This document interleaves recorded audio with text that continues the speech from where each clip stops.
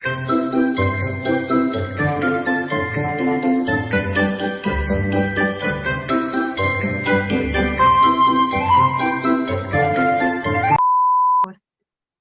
saya K-popers, jadi saya memang pecinta Korea gitu. Tapi dulu itu saya sering banget ikut event-event K-pop di daerah saya kan. Nah, 2 tahun belakangan ini saya sudah mulai tidak ikut event itu, meskipun jujur saja masih belum sepenuhnya untuk melepas, misalnya kayak masih nonton drama seperti itu, aku masih, cuman memang sudah dibatasi gitu. Nah, karena saya dulu sering ikut event K-pop, otomatis teman-teman saya itu kebanyakan memang dari kalangan K-popers yang ikut event tersebut gitu kan. 2 tahun belakangan ini kan saya nggak ikut event, tapi dalam 2 tahun ini juga saya merasa saya dijauhi sama teman-teman saya yang ikut event. Ketika saya coba konfirmasi, tanya kenapa sih kok pada ngejauh gitu, mereka tuh malah kayak, ya kamu kayak gitu, maksudnya mereka tuh merasa kalau aku tuh berubah gitu kan. Terus kayak menyepelekan perubahan saya gitu loh.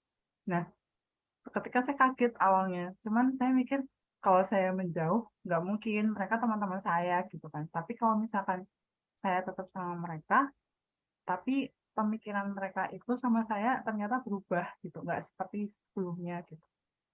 Menurut Gus Ivan sendiri, sebaiknya saya itu bersikapnya seperti apa gitu, karena kalau menjauh kayaknya saya juga nggak enak hati gitu, karena mereka teman-teman saya dari lama gitu. Tapi kalau misalkan saya tetap stay sama mereka juga, takutnya saya berubah balik haluan lagi seperti sebelumnya kayak gitu. Cukup dari saya, terima kasih. Waalaikumsalam warahmatullahi wabarakatuh. Alhamdulillah, Masya Allah, tabarakallah. Kepada mbaknya yang sudah bertanya pertanyaan seperti itu. Iya, saya sendiri sebenarnya dari tadi juga beberapa mention orang-orang seperti mbaknya gitu. Cuman saya nggak berani menyebutnya karena saya nanti takut diserang oleh para penggemar yang terlalu fanatik. Jadi ya, terkait fenomena K-popers, saya baru menyebutnya sekarang karena saya nggak berani menyebutnya karena power mereka terlalu kuat ya. Tapi saya tetap takutnya sama Allah Subhanahu wa taala dan adabnya Allah Subhanahu wa taala, karena saya tahu inna adzabil syadid, sesungguhnya adabnya Allah itu jauh lebih memedihkan daripada adabnya para K-popers. Masya Allah. Astagfirullahaladzim. Jadi apa namanya? Ya, fenomena K-popers ini adalah salah satu fenomena yang mana di dunia itu lagi booming sekarang. Bahkan mereka juga membuild atau membangun suatu kesulitan fandom yang sangat-sangat luar biasa. Teman-teman sekalian, percaya atau tidak, saya sendiri sampai research. Saya mempunyai riset bahwasanya apa sih yang negara Korea lakukan sehingga bisa membangun fandom sesolid sampai saat ini. Apa formula mereka yang bisa membuat bahwasanya mereka bisa dikenal oleh seluruh penjuru dunia, bahkan restoran Korea pun banyak buka di mana-mana. Tidak hanya entertainmentnya atau medianya, tapi culture, budaya mereka juga sudah sangat-sangat mendunia. Itu kan sangat-sangat luar biasa dalam jangka waktu yang tidak terlalu lama. Nah, ketika saya cari tahu itu ternyata memang mereka sangat-sangat rapi, mereka mempunyai apa namanya formula yang sangat-sangat bagus sekali sehingga menciptakan orang itu sangat-sangat mencintai mereka. Bahkan ketika ada orang yang menghina itu tanpa mereka lakukan perlawanan, itu orang yang mengidolakan mereka itu tanpa perintah dari agensi dan tanpa perintah dari idolanya, mereka akan melakukan perlawanan tersendiri. Itu kan sangat-sangat apa namanya luar biasa. Itu bisa dibayangkan bagaimana ketika umat Islam, umat Muslim bersatu untuk melawan orang yang apa namanya orang yang merendahkan orang kafir yang merendahkan agama kita, seperti merobek Al-Quran atau menginjak-injak Al-Quran atau menghina Nabi kita, Nabi Muhammad SAW, kemudian kita bersatu untuk melawan orang tersebut, bahwasanya apa yang dia lakukan itu adalah perkara yang sangat-sangat buruk, perkara yang sangat-sangat mengerikan, sangat-sangat naudzubillah min dzalik. itu adalah sesuatu yang sangat-sangat luar biasa, bukan? Ketika umat Islam bisa bersatu, bisa dibayangkan bagaimana ngerinya ketika umat Islam bersatu untuk melawan orang seperti itu. Nah, tentu saja ketika di kasus mbaknya ini, apakah sikap yang harus dilakukan mbaknya memang sangat-sangat tidak gampang, sangat-sangat sulit untuk kita keluar dari circle pertemanan, atau kita bisa tetap ketika kita mempunyai niat dalam hati untuk berubah menjadi lebih baik, mempunyai niat hati untuk mendekat kepada Allah Subhanahu wa taala, tapi kita harus merelakan sesuatu yang sudah kita jadikan hobi, atau yang sudah kita jadikan apa namanya support system, mungkin jawabannya apa namanya istilahnya zaman sekarang, ketika kita mempunyai teman-teman yang sefrekuensi, kemudian kita mempunyai haluan yang berbeda dengan mereka. Tentu saja saya sendiri pernah mengalami hal itu, teman-teman sekalian, seperti yang saya katakan tadi, ketika saya masih ada di zaman jahiliyah, saya mengidolakan JKT48 tadi, saya juga punya teman, saya juga punya salah satu yang harus saya siapkan adalah, ya, saya siap didolimi oleh mereka. Saya nggak tahu orang di luar sana yang berusaha untuk hijrah, orang yang berusaha untuk menjadi lebih baik itu didoliminya oleh orang-orang yang dekat itu bagaimana, saya juga nggak tahu, tapi saya yakin di luar sana pasti ada orang yang seperti itu, didolimi, dijauhi, dicemooh, mungkin difitnah, atau mungkin diomongi dengan omongan yang kurang enak. Nah, itu adalah sebenarnya cobaan dari Allah Subhanahu wa taala, teman-teman. Kira-kira Allah itu ingin mengetahui kita kuat nggak dengan cemoohan tersebut. Kira-kira kita bisa nggak melewati ujian oleh orang-orang yang mana dulu pernah sangat-sangat dekat dengan kita, sehingga ketika kita mendekat kepada Allah dan mereka berusaha uh, menggoyahkan iman dan hati kita, kira-kira kita masih kuat nggak? Allah ingin melihat keseriusan kita di situ, teman-teman. Allah ingin melihat usaha kita. Kita benar-benar serius untuk mendekat kepada Allah, atau iman kita berhenti dengan kita tidak kuat karena kita lebih memilih kepada teman-teman yang mungkin, saya nggak tahu, mungkin di luar sana ada orang yang senantiasa atau berusaha membuat kita untuk jauh dari Allah Subhanahu wa taala. Naudzubillah min dzalik. Tapi kalau saya pribadi, saya waktu itu sudah bisa berhasil melewati fase itu. Jadi ini bukan kila-wakila atau kata-katanya, tapi saya sendiri merasakan hal itu. Saya berhasil keluar dari fase tersebut. Apa yang saya lakukan, tentu saya tetap berpendirian bahwasanya apa yang saya lakukan waktu itu salah. Saya tidak bilang apa namanya para anggota member JKT48 atau mungkin mbaknya siapa suka BTS atau NCT, Icon, Winner, siapa lagi, Seventeen, Tracer, dan lain-lainnya. Saya tidak mengatakan bahwa band-band yang saya sebutkan itu lebih buruk dari saya, tapi kemudian saya lebih mulia, tidak. Tentu saja saya manusia biasa juga, mereka juga manusia biasa juga, tapi apakah mereka bisa memberikan syafaat kepada kita semua? Apakah mereka semua bisa membuat kita jauh lebih dekat dengan Allah Subhanahu wa taala? Enggak usah dijawab, jawab pada diri teman-teman masing-masing. Sesungguhnya jawaban yang kalian jawab saat ini itu adalah jawaban yang benar, karena saya yakin teman-teman menjawab tidak, dan teman-teman menjawab hanyalah Nabi Muhammad dan hanyalah Allah yang bisa memberikan rahmat. Itu jawabannya. Jadi apa yang Mbak ingin lakukan itu otoritas mbaknya. Saya tidak mempunyai tendensi untuk men-encourage atau menginfluencer mbaknya untuk selalu, karena itu bukan cara dakwah yang baik. Saya serahkan kepada mbaknya. Tapi saya sudah memberikan kisi jawabannya. Terima kasih. Bagaimana Kak Ayu? Ya, sudah. Berarti ya kembali ke kitanya sendiri ya. Teman-teman, Gus. Makasih, Kak. Iya, sama-sama. Izin nambahin dikit kali ya dari apa yang udah disampaikan sama Gus Ivan. Kalau saran dari saya tuh dua. Pertama, kalau kita megang tinggalin sesuatu karena Allah, maka Allah akan gantikan dengan yang lebih baik. Jangan takut gitu untuk kehilangan temen yang kayak gitu, karena bukan nggak mungkin malah kita nantinya yang balik lagi ke sana gitu. Karena kayak Gus Ivan tadi yang pernah suka di masa lalu sama JKT gitu kan, saya sendiri dulu juga pernah gitu ngefans sama musisi gitu kan, yang setelah saya pikir-pikir sekarang dulu saya ngapain ya kayak gitu. Terus yang kedua itu jangan mutus pertemanan sama mereka, tapi jaga jarak, itu aja. Untuk selanjutnya saya persilahkan kepada Kak Faras. Kak Faras.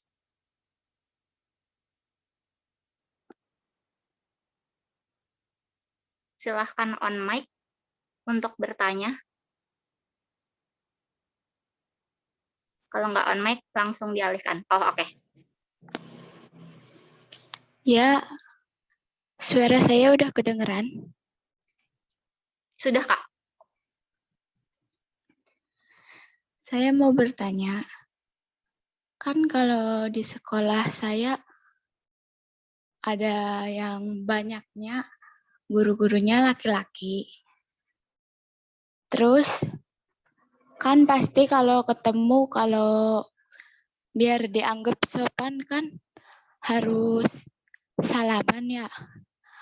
Itu aslinya kalau salaman sama guru yang lawan jenis, itu aslinya diperbolehkan apa enggak ya, Gus?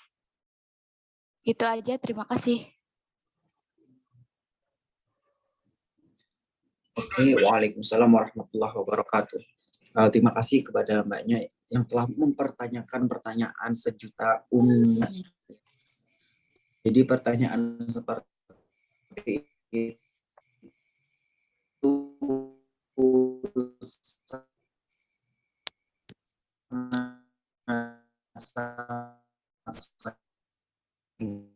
kali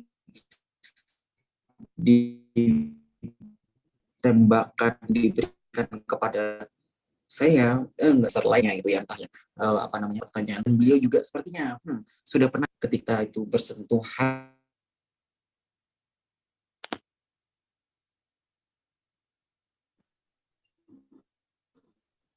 ketika kita apa namanya melakukan sentuhan dengan lawan jenis, itu yang diperbolehkan adalah mahram saja. Selain daripada mahram tentu saja tidak diperbolehkan. Kita lihat para guru di sekolah itu kira-kira termasuk mahram atau bukan? Bukan, ya bukan. Maka dari itu tentu saja ketika hal-hal dari apa yang dilarang dan bukan termasuk dari mahram tentu saja tidak diperbolehkan, maka jawabannya sudah jelas teman-teman. Tapi memang apa namanya di sini sudah menjadi culture, di sini sudah menjadi budaya, sudah menjadi apa ya, ciri khas. Mungkin itu adalah salah satu bentuk kesopanan kepada murid kepada gurunya. Tapi sebenarnya cara sopan masih jalan sopan yang lain, tapi memang itu sudah menjadi budaya, itu agak rancu. Sebenarnya apakah hukum budaya itu bisa mengubah hukum syariat? Itu kan pertanyaan seperti itu. Bisa atau tidak? Jawabannya tetap tidak bisa, teman-teman. Maka dari itu ketika kita memang harus terpaksa untuk melakukan salaman atau cium tangan, lebih baik menggunakan satir atau pelapis. Mungkin bisa digunakan dengan sorban, mungkin bisa digunakan dengan apa namanya, mungkin kalau kerudungnya panjang gitu ya, bisa memakai satir dari kerudung atau apapun itu, ketika memang benar-benar darurah, ketika benar-benar dipaksa untuk bersalim, atau apa namanya, ya ini agak ekstrim sebenarnya teman-teman, cuman ya terserah teman-teman berani mengaplikasikannya atau tidak. Jadi teman saya di kuliah itu apa namanya pernah ketika karena kita punya dosennya itu perempuan kan, kemudian teman saya itu laki-laki, terus kemudian kita lewat ya, saya dengan adab santri dan dia juga adab santri, kita cuman diem aja gitu, Kemudian ketika beliau lewat, terus beliau diem kan, berhenti maksudnya. Kemudian tanyanya ke teman saya gitu, katanya kenapa kok kamu diem gitu. Ya ini ada santri dari dulu Bu gitu. Terus kenapa kamu nggak salim? Terus teman saya agak barbar, agak ekstrim dia emang. Dia bilang, tapi apa yang dia ucapkan itu benar. Dia bilang bahwasanya ibu adalah bukan termasuk salah satu dari mahram saya. Jadi maka dari itu saya minta maaf bahwasanya ketika saya tidak salim kepada ibu. Itu adalah jawaban yang berani sekali dari dia. Saya dalam hati aja kaget. Kok dia berani sekali. Tapi memang sebenarnya suatu kebenaran itu memang harus disampaikan ya teman-teman. Ingat sekali lagi bahwasanya kebenaran itu harus tetap disampaikan. Entah kita melakukan atau tidak, itu harus tetap disampaikan. Ketika kebenaran itu tidak disampaikan, maka akan terjadi prahara atau kejadian yang sangat-sangat besar. Gitu teman-teman jawabannya. Jadi jawabannya udah jelas. Ya, hukum budaya itu tidak bisa menggantikan hukum agama. Ya, gitu jawabannya. Terima kasih. Masya Allah, semoga cukup jelas ya untuk Kak Faras. Nggak boleh pegangan sama yang bukan mahram. Kalau punya nyali yang berani sih mungkin bisa menerapkan itu tadi bilang. Oke, pertanyaan terakhir ya, karena waktunya sudah malam. Dari siapa ya? Kasania. Untuk Kasania, silahkan di on mic.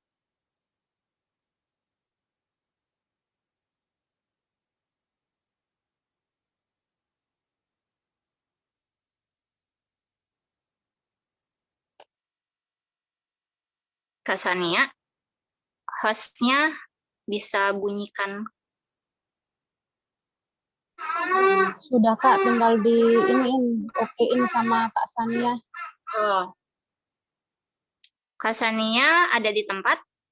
Kalau enggak langsung saya alihkan ke yang lain. Kak Nabila? Halo Kak, Itu siapa? aku Nabila. Oh, Nabila. Oke, silakan. Assalamualaikum, jadi aku mau tanya. Jadi gini, aku kan sekolah di sekolah negeri gitu kan. Jadi aku tuh punya teman. Ini tuh nggak dekat sebenarnya, teman sekelas. Jadi dia tuh kayak suka nonton BL gitu loh, kayak boy lovers gitu. Nah, jadi gara-gara itu tuh dia kayak menormalisasikan hal yang salah. Jadi kayak gimana buat ngingetinnya gitu loh dengan cara yang baik. Sebenarnya bukan cuma hal itu doang, tapi di kelas aku tuh suka menormalisasikan hal yang sebenarnya tuh salah. Kayak misalnya nih, kayak teman-teman aku tuh suka kayak nyontohin cara doa orang Kristen atau kayak cara nyanyinya orang Kristen tuh kayak gimana kayak gitu. Jadi kayak gimana cara yang baik untuk ngingetin mereka.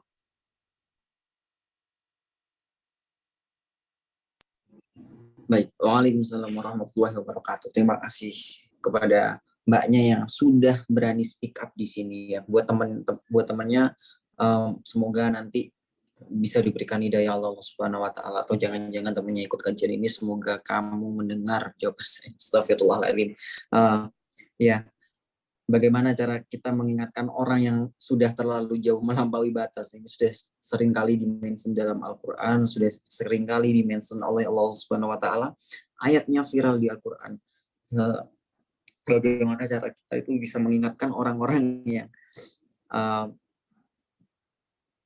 contohnya suka menonton BL atau Best Lover, astagfirullahaladzim. Hal apa lagi tuh? Astagfirullah. Jadi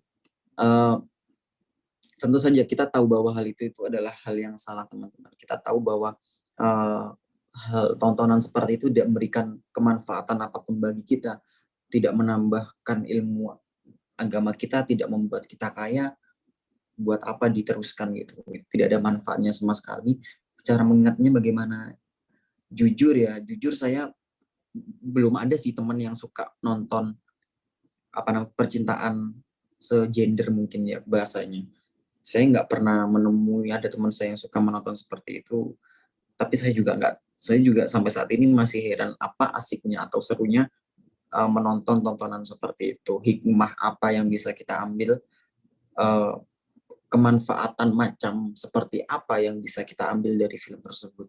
Jadi kalau saya buat mbaknya sarannya buat mengingatkan temennya tadi ya ingetin aja sih kalau kita aja itu loh belum tentu masuk surga teman-teman sekalian. Kita sholat belum tentu amal sholat ibadah kita itu diterima oleh Allah Subhanahu Wa Taala gitu. Jamaah pun jarang. Ingat Allah kalau lagi butuhnya doang. Seneng nggak ingat sama Allah, susah juga nyalahin Allah. Naudzubillah min dzalik. Kita kapan ingatnya oleh Allah gitu kan. Kemudian kita baca Al-Quran juga mungkin masih jarang, bahkan memegangnya juga jarang gitu. Contoh amalan apa ya, contoh ibadah apa yang kita bisa buktikan kepada Allah Subhanahu Wa Taala bahwasanya kita itu pantas untuk masuk surga Allah.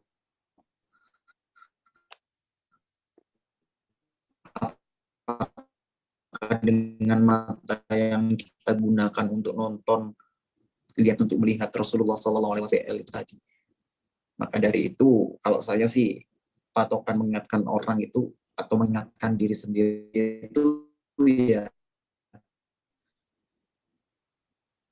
saya sendiri juga belum ada gitu ibadah yang saya yakin sekali bahwasanya menjanjikan lah, wahai Allah Subhanahu Wa Taala, sungguh aku yakin dengan ibadahku A, ibadah B, ibadah C, aku bisa memasuki surganya engkau. Gak ada yang seperti itu teman-teman.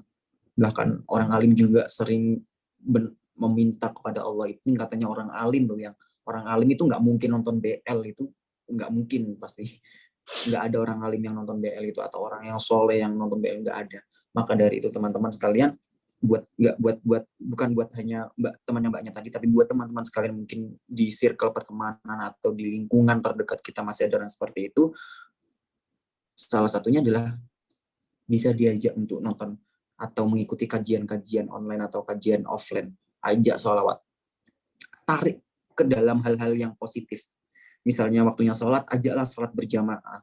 Misalnya kemudian habis sholat udah buru-buru ngelipet mukena atau sajadah, ajak dulu zikir, ajak dulu berdoa kepada Allah Subhanahu Wa Taala, ajak sholawatan, ajak ikut mengikuti kajian taklim.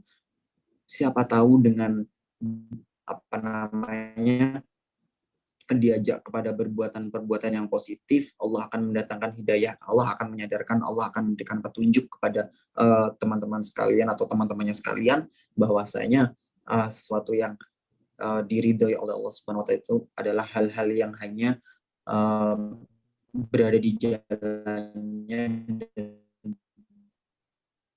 berada di jalan nabinya, yakni mengajak teman-teman sekalian kepada hal yang kebaikan. Pahala seperti apa yang teman-teman diberikan oleh Allah Subhanahu wa taala sangat-sangat besar sekali keberkahan Allah pada kita semua. Semoga kita senantiasa dijadikan pribadi yang menjadi lebih baik dan lebih baik setiap harinya, dan kita dijauhkan dari segala perbuatan yang mungkar, segala sesuatu yang fasik, dari apa yang dilarang oleh Allah Subhanahu wa taala dan nabinya, sehingga kita nanti bisa fastabiqul khairat, atau kita berlomba-lomba untuk mendapatkan kebaikan dan keberkahan dari Allah Subhanahu wa taala. Jawabannya seperti apa? Ajaklah dalam hal-hal yang perbuatan yang positif, karena dengan omongan saja itu tidak terlalu berpengaruh kepada seseorang, tapi bukti nyata ajakan yang positif itu akan menjadi bukti konkret teman-teman bahwasanya orang itu akan menilai, teman-teman akan menilai bahwasanya dia sholatnya rajin, dia sholatnya selalu jamaah, dia selalu bersolawat, dia selalu mengajak aku dalam kebaikan, selalu membaca Al-Quran. Sepertinya ketika teman-teman mengajak, tidak ada ruginya bagi saya untuk mengikuti apa yang dilakukan teman saya. Teman-teman akan menjadi salah satu figur atau sosok atau contoh yang baik. Semoga Sayyidah Fatimah selalu senantiasa melihat tindak laku perempuan akhir zaman sekarang, dan selalu bisa mengajak dan membimbing wanita zaman sekarang untuk bisa mendapatkan syafaat dan rahmatnya Allah Subhanahu wa taala. Amin.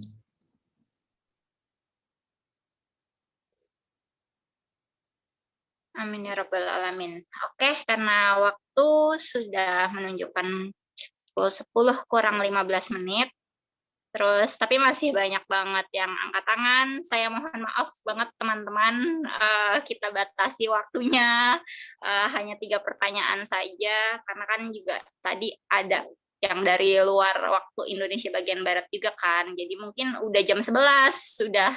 Bahkan tadi kalau nggak salah dengar ada yang dari Singapura deh, udah jam berapa tuh di sana? Itu Masya Allah banget gitu. Jadi kita masuk ke acara selanjutnya yaitu doa dari Gus Ivan ya.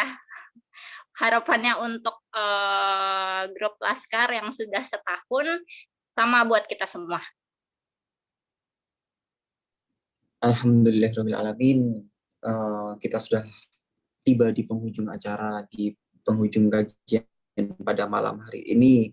Selamat kepada Laskar yang sudah 1 tahun ini via Milad ini, semoga senantiasa diberikan keistiqomahan oleh Allah Subhanahu wa taala. Semoga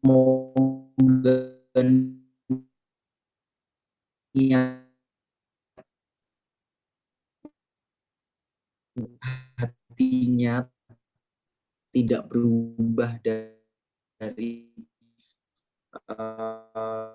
komitmen awal didirikan, senantiasa memberikan teman betul oleh Allah Subhanahu wa taala. Semoga hati kita tetap dimantapkan oleh Allah untuk tidak goyah ke kanan maupun ke kiri, teman-teman sekalian. Marilah kita berdoa, angkat tangannya sekalian. Saya harap teman-teman sekalian masih punya wudu, sehingga salah satu yang alasan kenapa ilmu itu gampang masuk, kenapa ilmu itu bisa menjadi manfaat ke dalam hati kita, itu salah satunya adalah ketika kita belajar atau ketika kita melakukan suatu perbuatan itu dengan kita menjaga wudhu.